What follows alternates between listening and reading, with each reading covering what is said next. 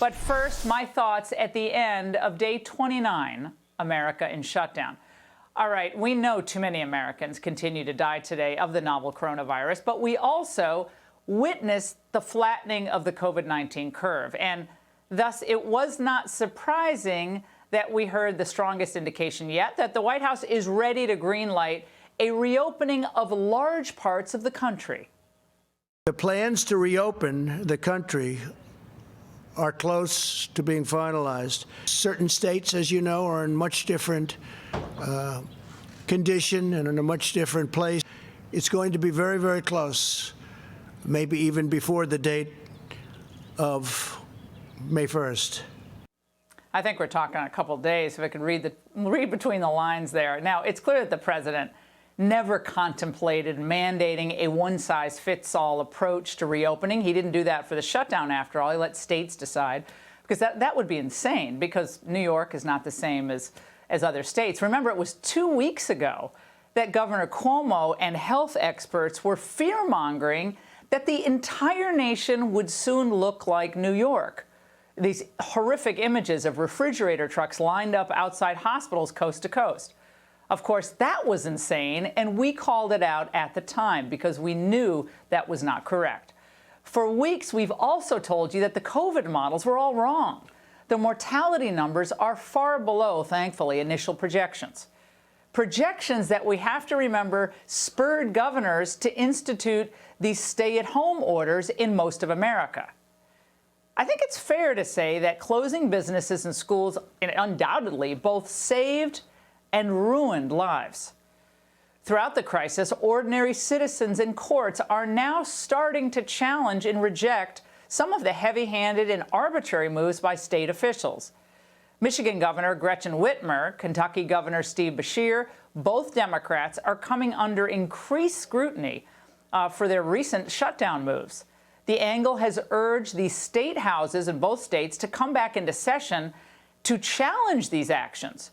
But so far, even though these are Republican majorities in both states, they're MIA. We did, however, now this is good, see signs of life in Pennsylvania today, where by a vote of 107 to 95, Republicans passed a bill to overturn Democrat Governor Tom Wolf's strict business shutdown rules, which were far more severe than the federal guidelines. It's about time. Now, their thinking is that since the virus will probably be a threat for months or years, it's important that we have a vision. It's important we have a plan to get back to work.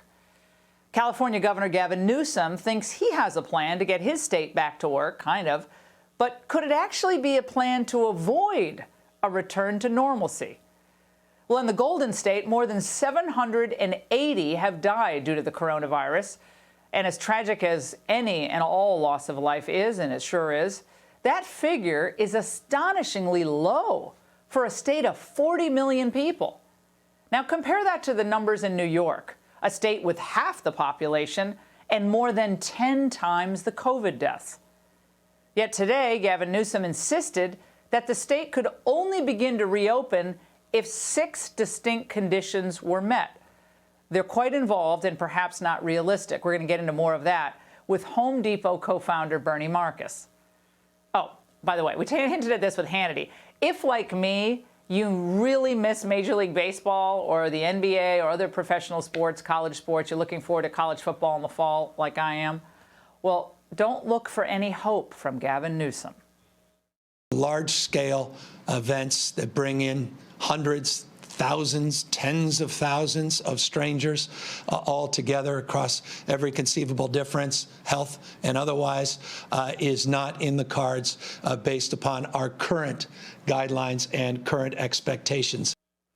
Well, look, Californians are just going to have to decide for themselves how much of their freedom, their work, their schooling, their leisure, their family time that they're willing to sacrifice going forward for the promise of safety from a virus that so far, and we did the math, has killed 0.002% of the state's population.